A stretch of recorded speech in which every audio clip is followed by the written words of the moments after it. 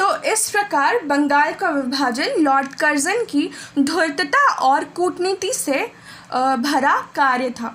ये बंगाल विभाजन जो हुआ था, लॉर्ड कर्जन की ये धूर्तता ही मानी जाएगी, क्योंकि उसने अपने स्वार्थ के लिए अलग किया, विभाजित किया बंगाल को, ताकि वो लोगों की राष्ट्रता को कुचल सके और लोगों में, हिंदू और मुसलमानों में फूट डाल सके। अब हम देखेंगे बंगाल विभाजन का विरोध। तो बंग भंग योजना का प्रारंभ से ही विरोध किया जा रहा था। 11 जनवरी 1905 ईस्वी को बंगाल के विभिन्न जिलों के 300 प्रतिनिधियों को भूतपूर्व कांग्रेस के अध्यक्ष हेनरी कॉटन ने अध्यक्ष पद से भाषण दिया और इसकी निंदा की। जब हेनरी कॉटन, जो वहाँ के वार्ड के पदाधिकारी थे, जब उन्हें पता चलता है कि बंगाल का विभाजन किया गया है, तो उन्होंने भी इसकी निंदा की अपने भाषण द्वारा। उसमें उन्होंने इसकी निंदा की और ये कहा कि ये ज़रूरी नहीं था। और कांग्रेस ने 1903 ईस्वी से लेकर 1906 ईस्वी तक प्रत्येक अधिवेशन में प्रस्ताव पास कर इसको रद्द करने की मांग की। कांग्रेस ने भी लगातार 1903 ईस्वी से लेकर 1906 ईस्वी तक प्रत्येक अधिवेशन में उन्होंने ये प्रस्ताव रखा कि इस विभाजन को रोकना आवश्यक है। उन्होंने रद्द करने की मांग की और बंगाली पत्रिका, जिसके संपादक थे सुरेंद्र नाथ बनर्जी, ने इसे एक गंभीर राष्ट्रीय विपत्ति बतलाया तथा इसके विरुद्ध आंदोलन छेड़ने का आह्वान भी किया। पूरे बंगाल में जनसभाएं हुई। भारतीय समाचार पत्रों ने विभाजन योजना की खुलकर निंदा की। कुछ ब्रिटिश समाचार पत्रों ने भी इसकी खुलकर आलोचना की। ऐसा नहीं था कि सिर्फ हिंदू या फिर भारतीय समाचार पत्रों ने ही इस विभाजन योजना की निंदा की, लेकिन ब्रिटिश समाचार पत्रों ने भी इसकी खुलकर अवहेलना की, आलोचना की। जनसाधारण की शुद्ध भावना का अनुमान इसी बात से लगाया जा सकता है कि खुद सरकारी आंकड़ों के आधार पर बंगाल से कम 500 जनसभाएं बंग भंग योजना के खिलाफ हुई थी।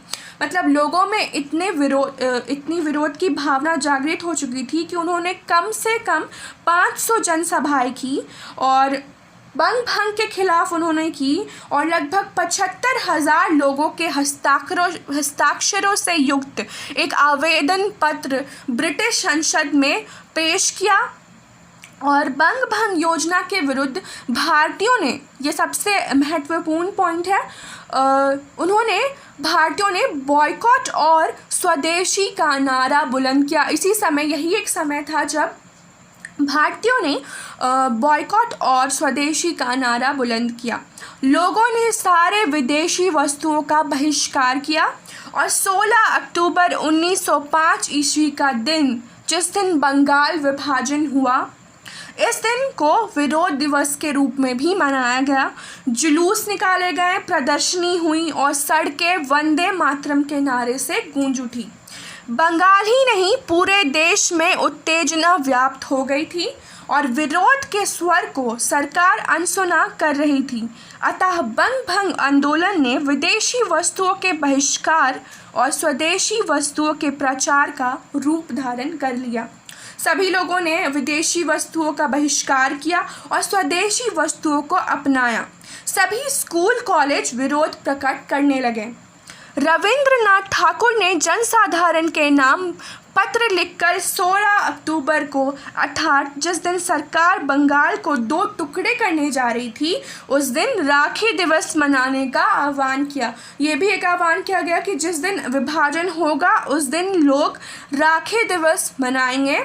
और 16 अक्टूबर को कलकत्ता में उस दिन दुकानें और सारा कारोबार बंद रहा। तो 16 अक्टूबर को सारे जितनी भी दुकान थे कलकत्ता में, वो सारे कारोबार बंद रहे और यह आंदोलन बाद में स्वदेशी आंदोलन में परिणत हो गया। बंगाल के राष्ट्रीय आंदोलन के कुचलने के लिए सरकार ने अपना दमन चक्र प्रारंभ किया और लोगों को जेल में डालना शुरू कर दिया। जो जितने भी विरोध कर रहे थे इस बंगाल विभाजन के खिलाफ उन्हें जेल डाला गया। ये सरकार की दमन चक्र नीति थी और सांप्रदायिक विभेद फैलाकर दंगे भी शुरू करवाए गए। ये उनकी दमन चक्र की नीति थी। दमन के कारण खुले रूप में विद्रोह करना असंभव था और इसलिए बंगाल के नवयुवकों ने गुप्त संगठनों का निर्माण किया। उन्होंने अस्त्र शस्त्र को इकट्ठा किया और हिंसात्मक ढंग से सरकार का विरोध आरंभ कर दिया। बंगाल विभाजन से स्वदेशी आंदोलन को एक उद्देश्य मिलता है। बंगाल विभाजन से ही स्वदेशी आंदोलन शुरू होता है, बंगाल विभाजन के कारण ही। और विदेशी वस्त्रों को जलाना, दुकानों में धरना देना राजनीतिक कार्यक्रम का अंग बन गया। ये एक अंग बन चुका था उस टाइम पे, क्योंकि स्वदेशी आंदोलन का नारा भी उस समय बुलंद हो चुका था। और बंग प्रांत को ऐसे बांटा गया था कि पश्चिम बंगाल की जनसंख्या जो थी वो लगभग 5 करोड़ 40 लाख और पूर्वी बंगाल की जनसंख्या लगभग 3 करोड़ 10 लाख होगी। उसे इस तरह से बांटा गया था, मतलब पश्चिम बंगाल और पूर्वी बंगाल, ठीक है। और बंगाल के स्वदेश और स्वभाषा का अभियान रखने वाले भावुक निवासियों को यह बंटवारा ऐसा प्रतीत हुआ। अब जैसे बंगाल के लोग स्वदेश और स्वभाषा से जुड़े हुए थे और तो उन्हें उनके साथ ऐसा बंटवारा किया गया कि ऐसा प्रतीत हुआ कि मानो किसी हत्यारे ने उनकी जन्मभूमि को किसी छुरे से काटकर 2 टुकड़ों में बांट दिया हो। और सारे प्रांत में एक ऐसा रोष भरा चित्कार प्रादुर्भूत हुआ जिसके प्रतिध्वनि भारत के कोने कोने में सुनाई पड़ने लगी। तो ये विरोध था और दमन चक्र की नीति जिस तरह सरकार के द्वारा अपनाई गई, लेकिन लोगों ने अपना नारा बुलंद रखा और उन्होंने स्वदेशी आंदोलन भी शुरू कर दिया। तो अब हम बंगाल विभाजन के परिणाम देखेंगे। तो बंगाल विभाजन के परिणाम बहुत ही महत्वपूर्ण सिद्ध हुए हैं और अब राष्ट्रवादियों का शेष चरम सीमा तक पहुंच गया और भारत में राष्ट्रीयता की भावना प्रबल हो गई। वास्तव में अब कोई ऐसी घटना नहीं घटी थी जिसने भारतीय राजनीति को इस तरह प्रभावित किया हो। जिस तरह बंगाल विभाजन ने भारतीय लोगों को प्रभावित किया, उस तरह भारतीय राजनीति में ऐसी कोई घटना अभी तक घटी नहीं थी। बंगाल विभाजन से घबराकर भारतीय राष्ट्रीयता को कुचलने का प्रयास किया गया था, पर वह और ज़्यादा ही बढ़ गया। जिस तरह सरकार ने ये सोचा कि लोगों की राष्ट्रीयता की भावना को कुचलने का ये सही अवसर है, तो उन्होंने ये जो प्रारंभ किया विभाजन, वो इसी उद्देश्य से किया कि लोगों की राष्ट्रीयता कुचल दी जाएगी, लेकिन वो गलत थे। इसके द्वारा उन्होंने लोगों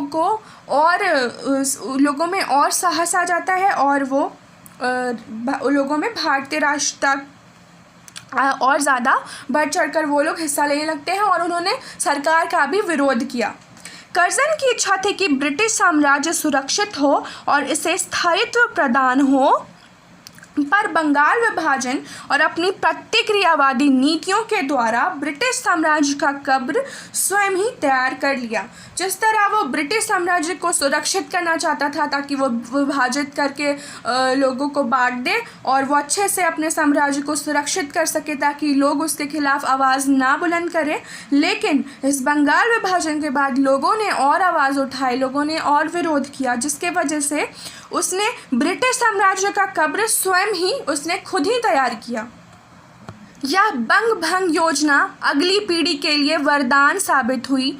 भारतवासियों में एक नए उत्साह का संचार होता है और बंगाल का विभाजन कर्जन की एक बहुत ही बड़ी भूल साबित होती है, जिसने ब्रिटिश साम्राज्य को लाभ पहुंचाने की जगह हानि ही पहुंचाई। बंग भंग योजना का आज्ञोपान विरोध किया गया। हिंदू, मुसलमान, शिक्षकों, छात्रों आदि सबों ने इसके विरुद्ध आंदोलन चलाया और अंततः यह आंदोलन बहिष्कार और स्वदेशी आंदोलन में परिणत हो जाता है। तो इसने एक और नए आंदोलन को जन्म दिया जो कि स्वदेशी आंदोलन से जाना जाता है।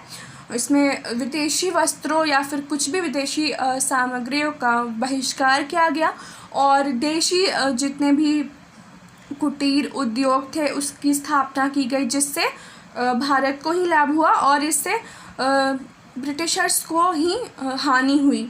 तो हमारा ये बंगाल विभाजन यहीं पे समाप्त होता है।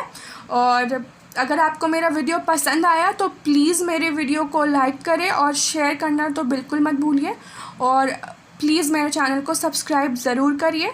And thank you.